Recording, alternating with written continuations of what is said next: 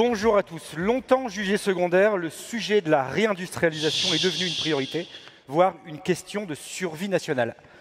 Avec le Covid et les crises qui ont suivi, la France a pleinement pu mesurer sa dépendance étrangère en termes d'approvisionnement et vu sa souveraineté écornée, ses territoires fragilisés. Et tous les politiques, aujourd'hui, ne pensent plus depuis qu'à relocaliser sur le territoire national les chaînes de production. Mais si la prise de conscience est collective, les moyens pour atteindre cet objectif divergent.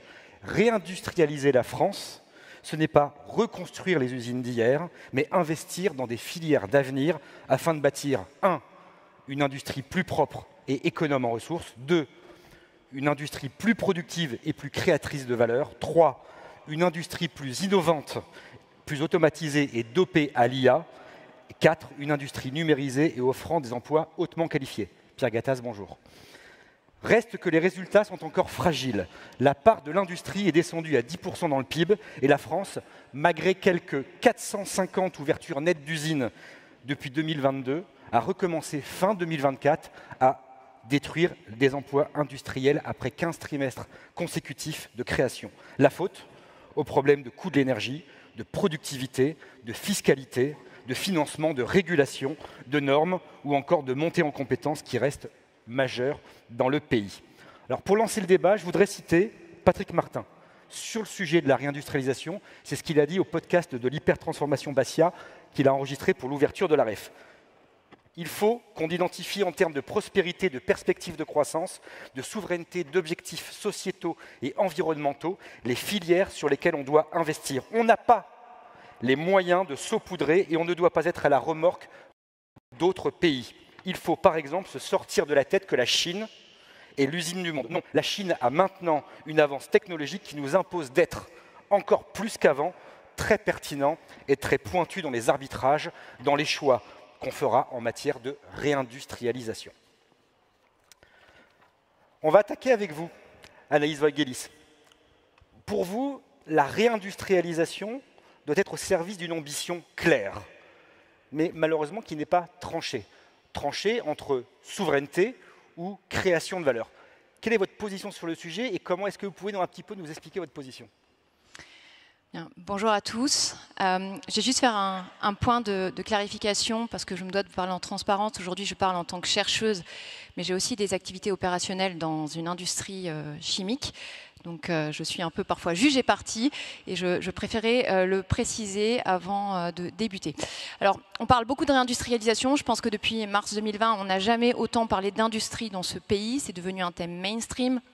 Il n'y a pas un élu qui ne nous dit pas qu'il faut relocaliser, réindustrialiser des activités dans ce pays. Pour autant, on voit déjà, que la tentative de réindustrialisation qui a débuté avec la création d'emplois, plus ouverture de sites que de fermeture depuis 2017, est en train de s'essouffler. Parce que je crois que fondamentalement, on ne s'est pas dit pourquoi on veut réindustrialiser, au service de quoi on met notre industrie. L'industrie est un moyen au service d'un projet de société.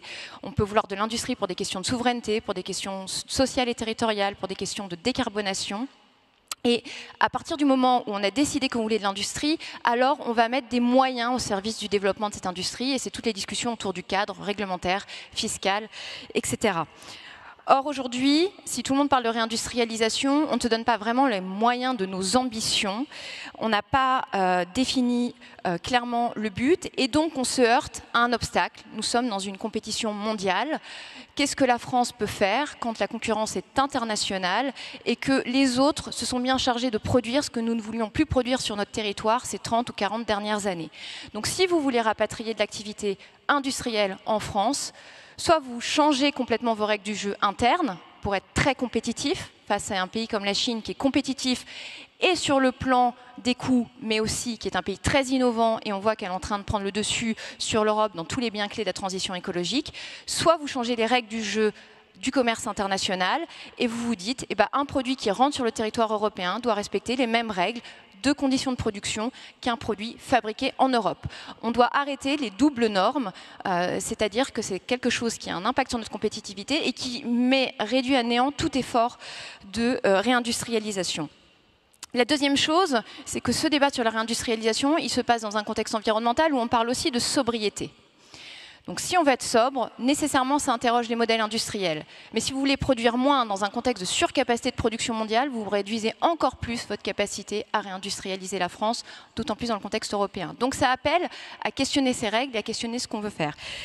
Et donc, s'il y avait 3 points, c'est 1, clarifier l'ambition, 2, redéfinir les règles du jeu, dans quel contexte on joue, et y compris sur nos ambitions environnementales, et 3, être capable de jouer collectif, parce que si je peux trouver discutable ce qui a été dit hier sur l'accord avec les États-Unis par le commissaire européen, une chose est sûre, nous ne sommes pas solidaires en Europe et nous ne sommes pas forcément solidaires en France, entre nous, que ce soit entre acteurs publics et privés, CF la commande publique, mais aussi entre acteurs privés dans les chaînes de valeur pour soutenir la réindustrialisation.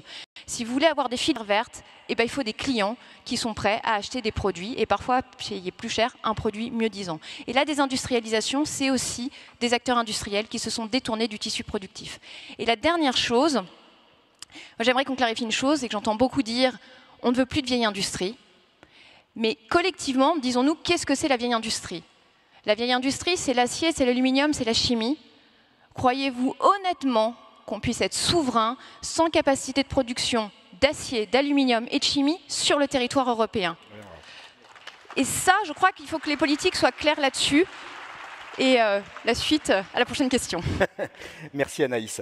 Bernard Fontana, je crois que vous êtes d'accord. Pour vous, la réindustrialisation, c'est une question de souveraineté. Et même en plus, vous avez un petit message à adresser à la jeunesse sur cette question-là. Oui, pour moi c'est très clair, la réindustrialisation contribue à la souveraineté de la France et de l'Europe. Et il s'agit d'industrie, donc de souveraineté technologique, économique, et avoir la capacité humaine à faire ces choses-là. Alors pour EDF, c'est évident, nous vivons comme une industrie de souveraineté, nous sommes l'industrie de l'industrie, au service notamment de ces industries que vous venez de citer. Nous sommes attentifs à la maîtrise de nos technologies critiques, à nos supply chains en France, en Europe, et qui bénéficient de 75% des 24 milliards d'investissements que nous faisons chaque année. On les mobilise justement en France pour travailler à cette souveraineté. Et nous avons, pour nous, c'est 191 000 salariés, donc 80% sont en France. Donc il y a cet effet. Et puis au-delà de ça, bien, nous exportons près de 100 TWh par an, alors que la France importe, je crois, en 2024, 63 milliards d'euros d'énergie fossile. Alors il y a un challenge, ce sont les compétences. C'est un challenge, il faut le traiter, mais c'est une opportunité formidable qui est extrêmement structurante, puisque ça amène des emplois qualifiés à tous les niveaux de qualification imaginables, pour les jeunes, mais aussi les moins jeunes, et dans les territoires. Et dans l'industrie, un emploi, ça en crée 2, 3, voire même 6 dans certains cas de l'énergie par des effets. Et l'industrie est alimentée par le progrès technologique. Donc c'est aussi un facteur d'assimilation du progrès technologique par la France. Alors pour EDF, c'est 10 000 CDI par an qui sont recrutés, 80% en France. C'est des choix délibérés de souveraineté. Plus 4 500 alternants par an, des CAP, plus 5, des filières. La diversité est un facteur important pour nous. Alors on me challenge souvent sur l'attractivité, mais pourtant les jeunes ne veulent pas venir, etc. Je dirais que ça dépend. En France, vous avez des terres d'industrie. Un certain nombre de membres du panel viennent de Saône-et-Loire. Quand dans Saône-et-Loire, vous dites Framatome investit et recrute, les grands-parents nous envoient les enfants et les petits-enfants. Donc là, ça se fait de façon très naturelle. Mais c'est vrai que dans d'autres territoires, c'est moins évident. Donc il y a un travail d'attraction à faire. Et je pense qu'il faut le faire en montrant ce que c'est que l'industrie. Parce que les gens ne connaissent pas forcément. Par exemple, EDF fait 500 000 visites par an. Et le faire le plus tôt possible. Il y a 15% de scolaires, accueillir les stagiaires en troisième, en seconde. Pour nous, c'est 3 000 par an. Maintenant, ils aiment les dispositifs immersifs comme Fort Industrie, il faut des événements, Viva Fabrica, WorldSkill. Mais je crois que les principaux ambassadeurs, ça doit être nous, les salariés, les partenaires sociaux, parler de notre fierté. Donc moi, je crois beaucoup à notre capacité d'attraction et à cette capacité d'industrialisation. Et je peux témoigner qu'EDF est la première entreprise de tourisme industriel de France. J'invite tout le monde à aller visiter les barrages hydrauliques, les centrales nucléaires. C'est une expérience à vivre en famille. Moi, je l'ai fait avec mes enfants et c'est vrai que ça peut susciter des vocations. Merci Bernard Fontana. Je voudrais qu'on se penche maintenant sur les attributs de la réindustrialisation et ils sont nombreux. Et on va commencer avec vous, Laurent Bataille. Pour vous, Et pour Schneider Electric, quelles sont ces conditions de la réindustrialisation, au-delà de, je dirais, de la question du coût du travail? Et en préparant cet échange, on a beaucoup réfléchi sur la spécialisation par bloc ou alors sur l'automatisation. Est-ce que vous pouvez donner les 4 ou 5 facteurs clés pour vous qui doivent conditionner la réindustrialisation de la France? Oui, bien sûr. D'abord, je vais démarrer par un petit rappel, parce que Schneider est à la fois une entreprise industrielle française et européenne avec une empreinte très importante, hein, plus de 60 usines en Europe et plus de 25 en France.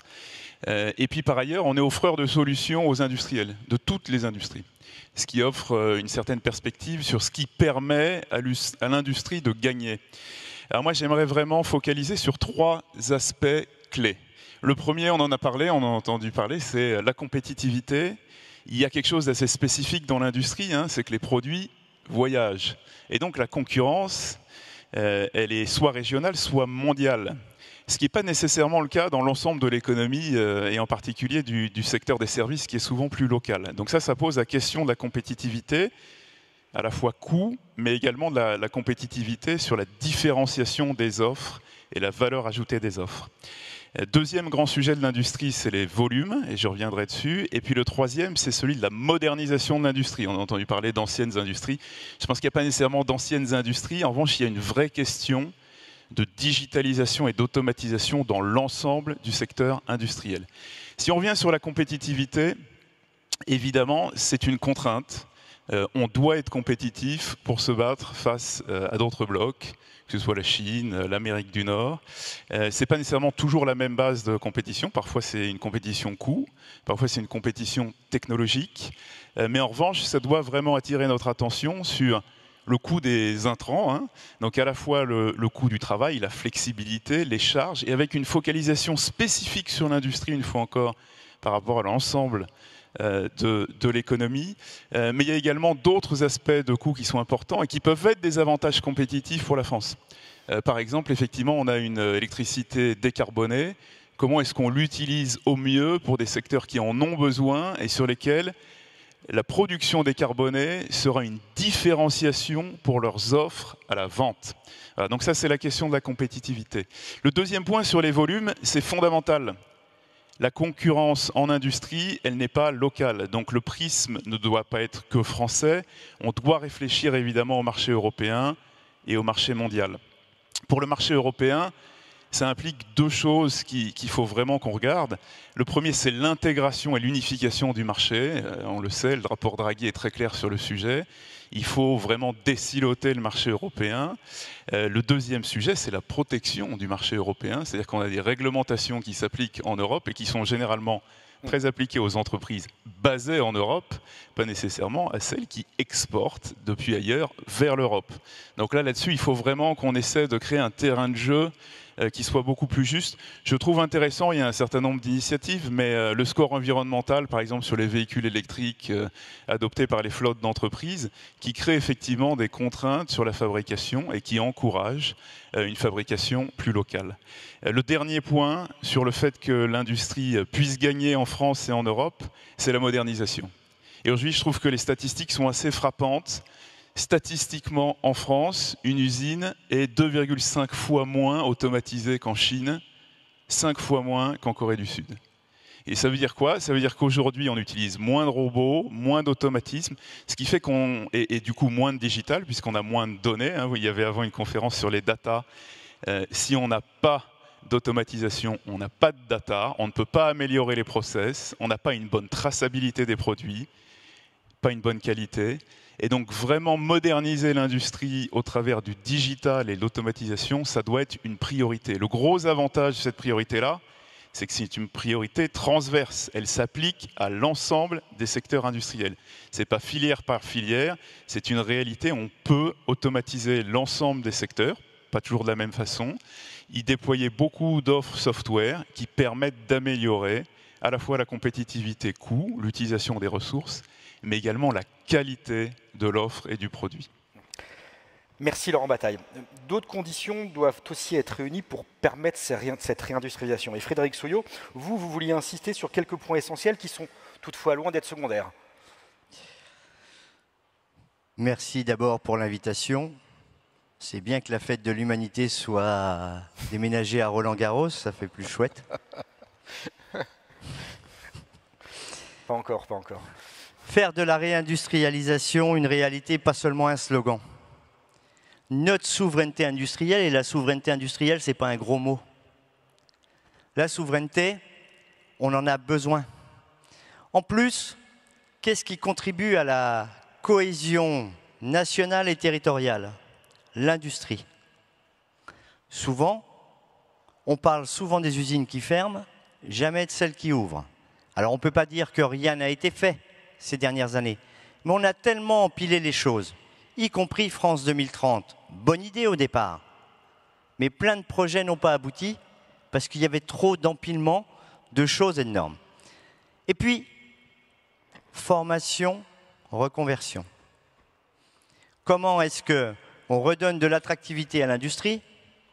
Parce que souvent, quand on travaille dans l'industrie, alors moi je viens de la métal, bon, on a plutôt l'air d'être des pollueurs, pas super malins, mais on a tous les atouts pour faire autre chose qu'un slogan sur la réindustrialisation. Et concrètement, il faudrait que demain on remette un vrai ministre de l'Industrie. Pas juste rattaché quelque part. Bon, Marc Ferracci appréciera. Je ne parlais pas de la personne. Un petit peu quand même. Non, en tout cas, je lui, parlais personnellement. Hein. Je parlais du choix de dire on n'a plus un ministère de l'Industrie comme on l'a eu à une époque. Parce qu'à cette époque, on parlait industrie et réindustrialisation. Et c'était la colonne vertébrale du pays. Et l'industrie, sans nier les difficultés qu'il peut y avoir au niveau international, la concurrence. Alors les miens m'ont dit souvent déloyale. On pourrait mettre déloyale tout court, notamment si on parle des droits de douane. On l'a vu pour l'industrie du cognac, où on était obligé d'intervenir jusqu'en Chine pour qu'on évite de se faire dépouiller complètement. Donc il faut qu'on parle de souveraineté industrielle, de formation, de reconversion, et puis d'attractivité, mais ça commence dès l'orientation à l'école. Comment est-ce qu'on arrive à augmenter notre taux d'emploi des jeunes? Comment est-ce qu'on les envoie vers l'industrie et vers le nucléaire et vers l'énergie décarbonée? Comment est-ce qu'on leur redonne l'envie de cette attractivité qu'est l'industrie? Sur ce sujet, est-ce que vous êtes d'accord avec le président du MEDEF qui propose de diviser par Rarement d'accord avec le taux de chômage des jeunes? Est-ce que vous êtes d'accord avec lui? Il souhaite, l'ambition de son mandat, c'est de diviser par 2 le taux d'emploi des jeunes, le taux de chômage des jeunes. On est d'accord sur plein de sujets, notamment sur le taux d'emploi en France. Alors c'est la norme OCDE des 15-25 ans et des 55-64 ans. Nous ne sommes pas assez nombreux à travailler. Comment est-ce qu'on arrive à orienter les jeunes vers l'industrie qui doit être attractive, et elle l'est. Donc là-dessus, et je vais le reprendre au mot, on s'est vu en juin. Il nous a proposé une discussion sur l'appareil productif français, du début à la fin, de la base jusqu'à la sortie client. Comment est-ce qu'on arrive à discuter dans le cadre de la démocratie sociale pour parler de l'appareil productif français? Comment est-ce qu'on lui redonne? Finis ta phrase. Oui, je vais finir ma phrase, Marc. Moi, je ne suis pas terre d'avenue ou terre battue ou je ne sais pas quoi. Comment est-ce qu'on redonne la place qui doit être la sienne à l'industrie dans ce pays? Merci. De rien.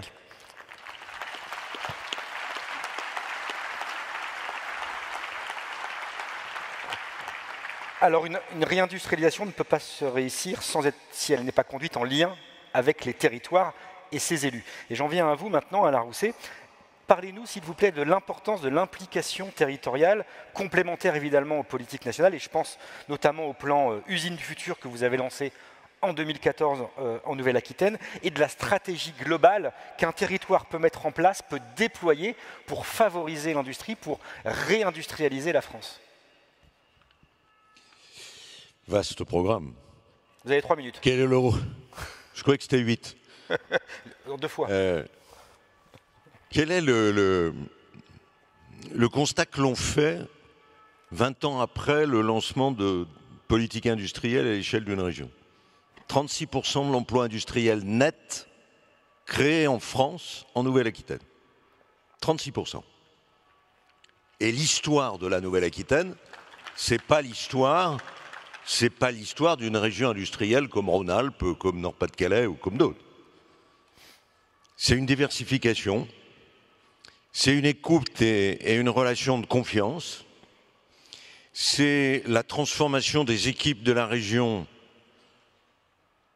en une ingénierie, bienveillante à l'égard de l'écoute d'un chef d'entreprise, des chefs d'entreprise et des entreprises. C'est la chaîne de valeur qui va de la recherche, du transfert de technologie, de l'approvisionnement en idées nouvelles et en innovation, à la formation, jusqu'à l'accompagnement à l'investissement. C'est aussi la mise à disposition pour les entreprises de fonds propres, qui ne soient pas intrusifs. Parce que le problème de la France aujourd'hui, sur le plan industriel, c'est celui des fonds propres notamment. Ce n'est pas qu'un problème de culture, c'est que nous avons un déficit d'offres de fonds propres non agressifs, non intrusifs dans notre pays. Le rapport fonds propres dettes dans les PME, c'est 30 fonds propres, quand c'est 30, 70 dettes. Donc quand vous allez, patron d'une entreprise, négocier avec votre banquier une dette, un emprunt, qu'est-ce que fait le chargé de mission? Il regarde d'abord le rapport fonds propres dettes. Et le modèle de centralisation, notamment porté par la BPI, est une absurdité. Je suis d'autant plus gêné de le dire que j'ai participé à sa conception et à sa création. Donc, il faut que nous ayons des banques régionales d'investissement qui soient présentes sur le terrain, qui connaissent humainement les hommes et les femmes. Parce que le modèle régional, par rapport au modèle national, c'est un modèle qui n'intervient que sur les entreprises qui recrutent, qui investissent, qui innovent. Et c'est en cela qu'il est vertueux. Et comme on a en même temps les relations avec la recherche, sur l'électronique, sur les nouveaux médicaments, j'y reviendrai peut-être dans une deuxième intervention, on peut alimenter aussi cette innovation, recréer du collectif. J'ai créé il y a 15 ans, avec des amis des ETI, un club des ETI qui a non seulement un effet de contact entre les patrons des ETI, mais aussi un effet de dissémination, d'acculturation auprès du secteur industriel dans toute la région. Enfin, moi je ne suis pas partisan de l'efficacité des réunions à Versailles, si vous voyez ce que je veux dire. Pas du tout. Colosse au pied d'argile. L'Allemagne a réindustrialisé dans sa période difficile par ces PME qui sont devenues du Mittelstand. C'est ce que nous faisons. Et nous essayons de structurer des écosystèmes. Prenez le cas de la batterie. Vous avez en Nouvelle-Aquitaine la totalité du partenariat pour la batterie du futur. Avec les chimistes, avec ACC, avec Saft, avec une usine qui préfigure les gigafactories, dont on sait aujourd'hui que c'est largement un échec par rapport à la compétition avec la Chine. La Chine vendra toujours moins cher ses batteries dans les choix qu'elles ont faits. C'est l'usine du futur. Je voudrais en dire un mot. L'usine du futur, on l'a inventée, Ross McInnes est là, dans un petit village des Pyrénées, à côté de Pau. C'était Turboméca qui conçoit et fabrique des moteurs d'hélicoptères. Aujourd'hui, Safran Helicopter Engines. Une usine de 2500 personnes. Le directeur, le président de l'entreprise à l'époque, ont repensé l'usine. Résultat, et la région a investi massivement. Résultat, productivité doubler. Parce que dans la compétitivité dont vous parliez tout à l'heure, il y a d'abord la productivité. Et le défi de l'industrie française, c'est la productivité. Et la conclusion qu'on en tire, certes, c'est la numérisation, certes, c'est la robotisation, c'est la dépénibilisation. Mais le vrai résultat, le constat qu'on fait tous, c'est que c'est l'amélioration des conditions de travail, la qualité de vie au travail, qui fait bondir la compétitivité de l'industrie. Il faut en parler. Merci, Président.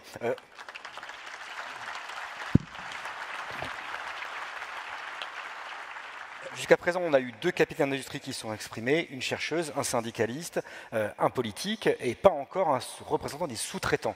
Pourtant, les sous-traitants sont fondamentaux dans la création de la chaîne de valeur, dans l'établissement de cette chaîne de production, et vous représentez, vous, Pierre-Jean Leduc, ces sous-traitants de rang 1 et 2 qui sont essentiels.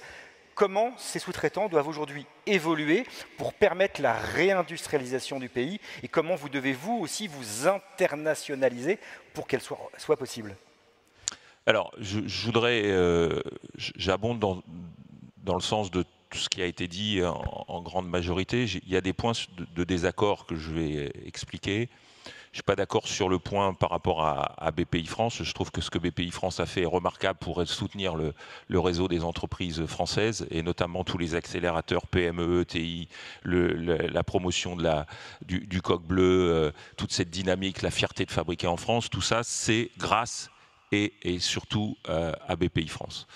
L'autre point, c'est que quand vous demandez des financements à BPI France, vous les avez toujours en soutien, certes en accompagnement des banques régionales, et là je partage totalement votre vision, Monsieur Rousset, mais je crois que c'est difficile aujourd'hui de critiquer BPI France dans la dynamique qu'ils ont pu amener dans le tissu notamment industriel français.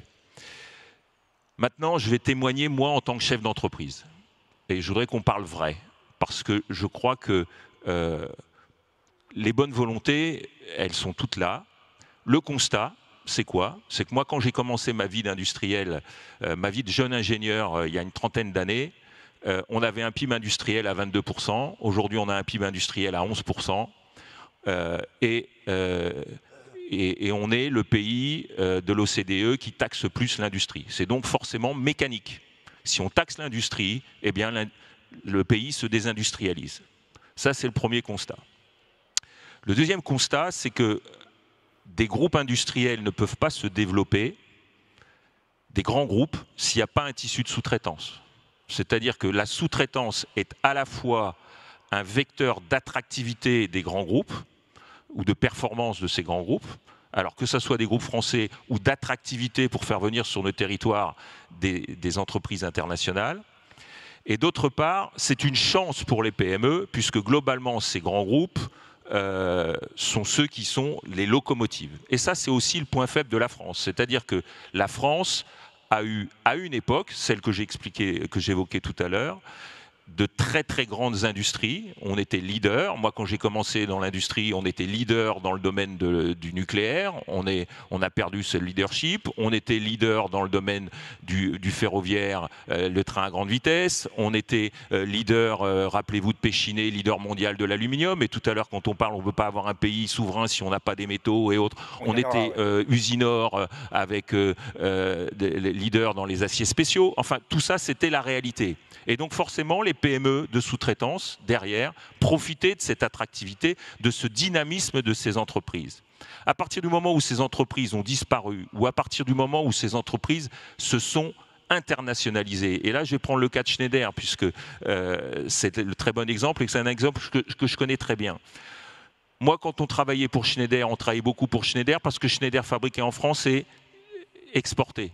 À partir du moment où Schneider est devenu une entreprise internationale, évidemment pour les PME françaises, c'est moins de fabrication et plus de fabrication à l'étranger. Et là, par contre, et c'est un peu le constat que je peux faire vis-à-vis de mes pairs sous-traitants, c'est que soit vous le prenez comme étant une contrainte, et quelque part, vous vous dites, je suis pas capable d'aller à l'étranger, je vais fermer mes usines et autres, ou soit vous le prenez comme étant une opportunité. Et là, je vais témoigner par rapport à ma... donc moi, je suis président de la filière plasturgie, mais je peux parler au nom de la filière de la métallurgie tout autant. Ce qui est vrai pour la plasturgie est vrai pour les autres filières. Et pour mon groupe, à moi, DEMJ, donc un groupe de plasturgie international aujourd'hui, ça fait partie de la stratégie. C'est-à-dire que de se dire, aujourd'hui, on a des groupes industriels qui sont internationaux, eh bien, profitons-en pour devenir international. Et là, le vrai modèle, c'est lequel? C'est celui du Mittelstand. C'est-à-dire que la plupart des entreprises françaises voient leur terrain de jeu, je parle pour les sous-traitants, comme étant uniquement la France. Alors que le terrain de jeu, il est européen ou il est mondial. Et c'est là que je dis qu'il faut qu'on change de regard, parce que il faut bien comprendre que le monde a changé. Et que ce n'est pas en s'imaginant qu'on va réindustrialiser. Non, on ne va pas réindustrialiser. Je suis venu avec... on ne va pas réindustrialiser facilement. Je suis venu avec les éléments, je vais parler en toute transparence de mon groupe, DEMJ. Très rapidement, s'il vous plaît. Très rapidement, mais avec quelques chiffres. DEMJ, c'est un groupe industriel, 130 millions d'euros, à peu près 1000 personnes, avec aujourd'hui 4 sites en France, 2 en Allemagne, 2 en Roumanie, 2 aux États-Unis. Donc je peux parfaitement comparer les coûts d'un site à l'autre et les profitabilités d'un pays à l'autre. Moi, quand je paye 100 en France à un salarié, ça me coûte 142, 143, hein, à peu près 42-43%, et le salarié va toucher 78 € avant impôt, et si je regarde la moyenne de mes salariés, il va toucher 73 € après impôt. Si je regarde l'Allemagne, quand je paye 100, ça me coûte 117,5. D'accord ? Le salarié touche. Et le salarié va toucher 82,2. Donc pouvoir d'achat supérieur. Quand je suis aux États-Unis, quand je paye 100, le salarié, ça me coûte 121 et le salarié touche 90,6. D'accord ? Quand je suis en Roumanie, quand je paye 100, ça me coûte 102,2 et le salarié va toucher, par contre là, ils sont beaucoup ponctionnés, 56,6. Donc en fait, il faut imaginer. Par contre, le coût de la Roumanie, c'est 4 fois inférieur à celui de la France. Maintenant, si je regarde, et là je ne suis pas d'accord avec ce que vous disiez tout à l'heure sur Monsieur Bataille, sur les entreprises françaises ne sont pas productives, ou ne sont pas suffisamment automatisées. Moi, je peux parfaitement témoigner que, et c'est là, c'est une caractéristique de la filière plasturgie, c'est qu'en fait, je vais en Allemagne, ils ne sont pas plus performants que nous. Je vais aux États-Unis, ils sont encore moins performants que nous. Et en Roumanie, c'est nous qui leur avons apporté la performance. Et donc, en fait, à ISO performance, aujourd'hui, comment se fait-il qu'en pourcentage d'EBITDA en France, quand vous dégagez 8 points d'EBITDA, 8,5, vous êtes très bon. Quand vous êtes en Allemagne, vous dégagez assez facilement ou normalement entre 10 et 15 points d'EBITDA. Quand vous êtes aux États-Unis, 15 à 20% d'EBITDA pour des entreprises qui sont moins performantes que les nôtres. Et quand vous êtes en Roumanie, vous dégagez à peu près 15 à 20%. Donc comment se fait-il qu'avec des performances identiques d'automatisation, vous n'ayez pas les mêmes résultats en bas de page? Et ça explique pourquoi des entreprises, et Laurent Bataille le disait très bien, pourquoi des entreprises vont chercher du développement à l'international. Et c'est là le vrai problème. Le vrai problème, c'est qu'on a un coût qui est trop important pour pouvoir être compétitif. Merci Pierre-Jean Leduc.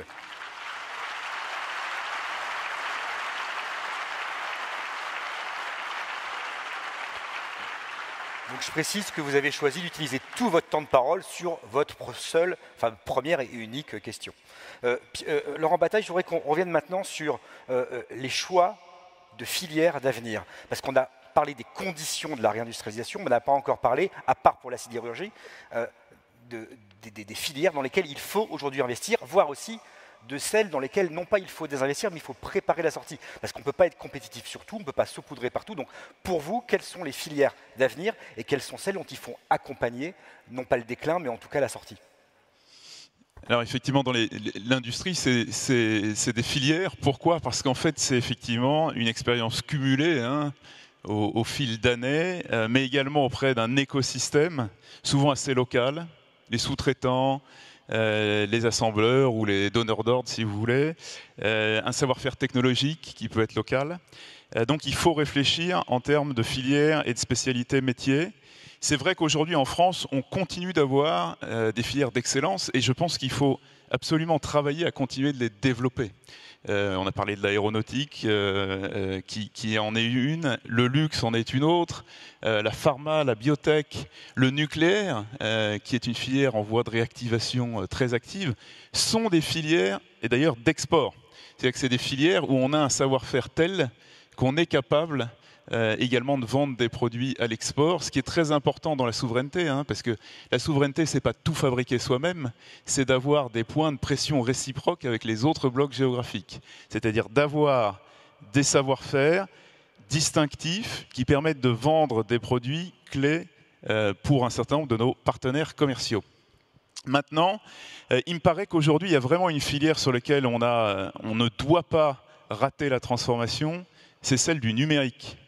Il ne vous a pas échappé qu'il y a des investissements majeurs en AI aujourd'hui, et l'AI, c'est en train de devenir une industrie. On parle de gigafactory d'AI et de données et de computing. Et on a un avantage compétitif majeur en France aujourd'hui sur ce sujet, c'est qu'on a de l'électricité décarbonée et disponible. Et donc c'est fondamental parce qu'aujourd'hui, beaucoup des investissements de l'AI recherchent la disponibilité de la puissance électrique, ne la trouve pas dans d'autres pays et la France a vraiment une carte à jouer, c'est vraiment une industrie d'avenir.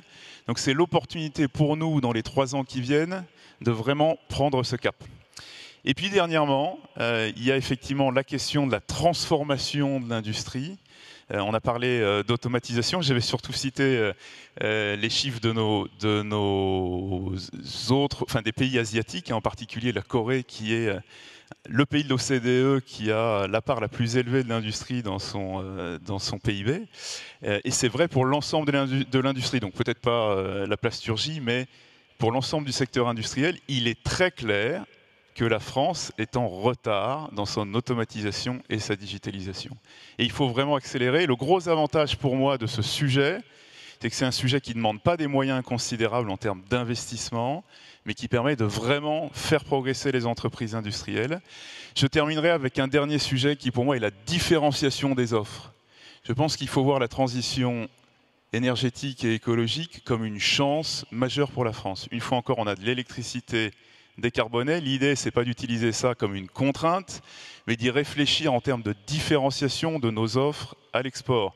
On voit beaucoup de secteurs qui poussent aujourd'hui des produits beaucoup plus verts, parce que la clientèle le demande. C'est le cas du verre avec des entreprises comme Veralia, c'est le cas d'un certain nombre d'aciers, où l'acier vert est en demande. Nous, on vend des produits qui ont de l'acier vert et sur lesquels on n'a pas suffisamment de capacité aujourd'hui pour servir la demande du marché. Donc vous voyez, la transition et la décarbonation, la transition énergétique et la décarbonation peuvent être une chance de différenciation de l'industrie française. Merci. Alors justement, Bernard Fontana, Laurent Bataillon parlait de l'énergie décarbonée, du nucléaire, pas que, l'hydraulique aussi.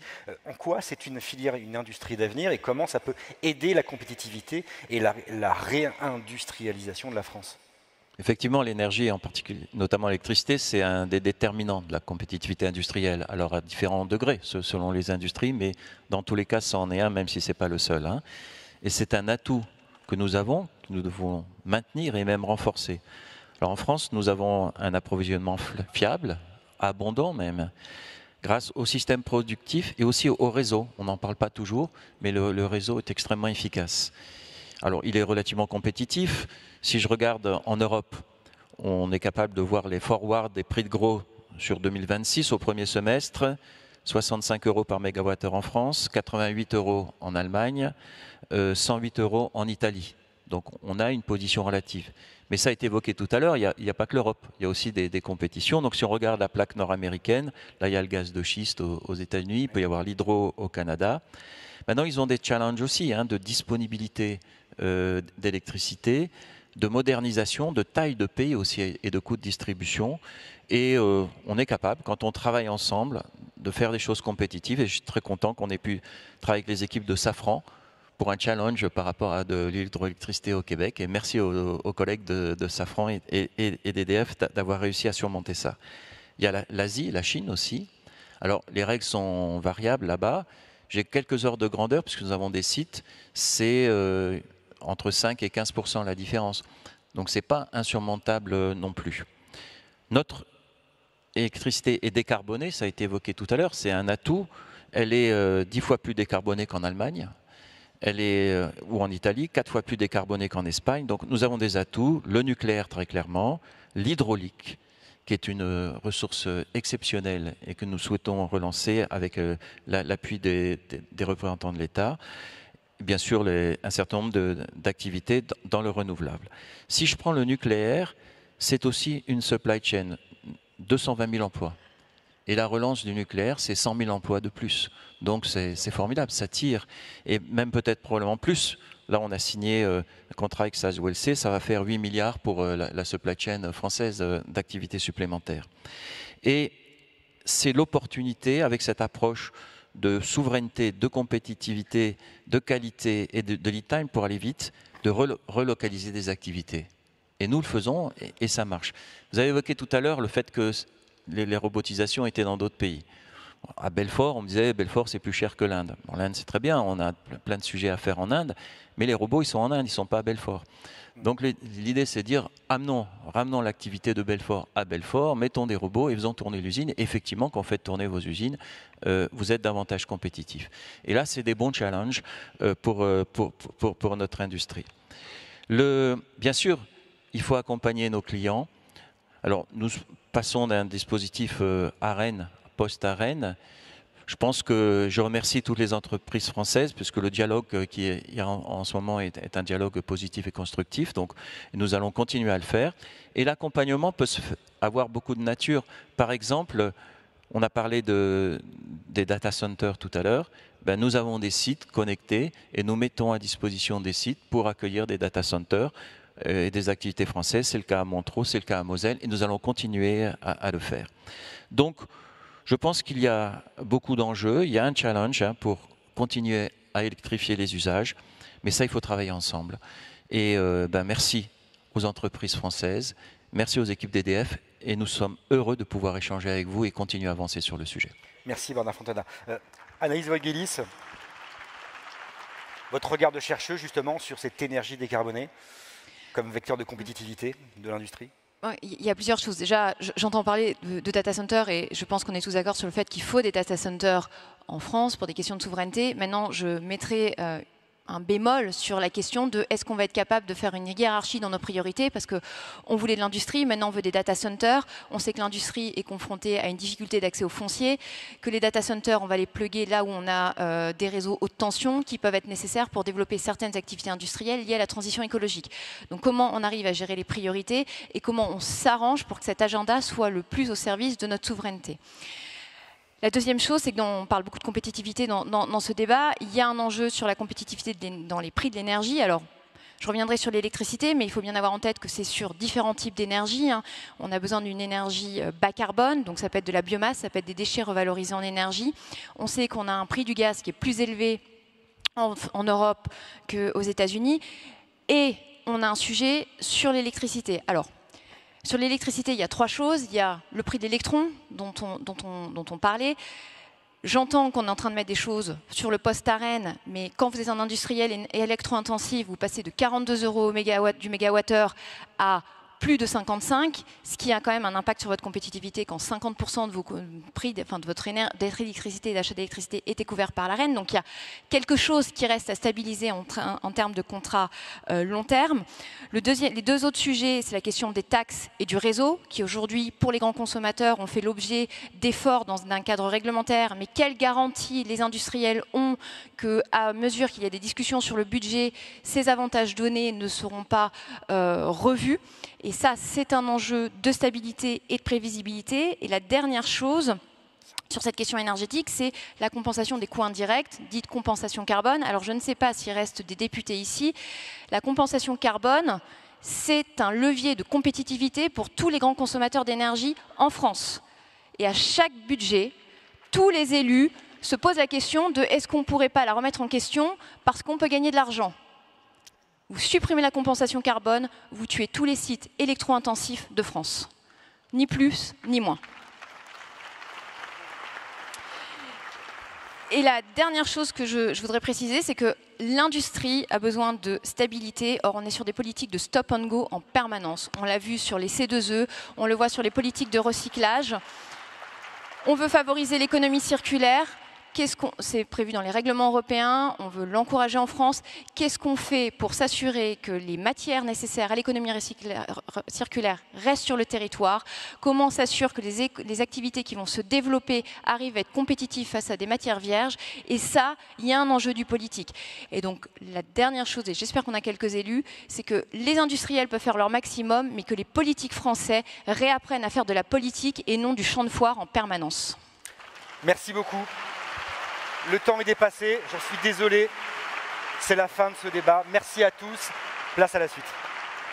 Merci, cher Marc Landré, pour ce moment toujours aussi parfait et brillant. Merci, madame. Merci, messieurs, pour cet échange. Bravo à vous. On se retrouve dans un instant.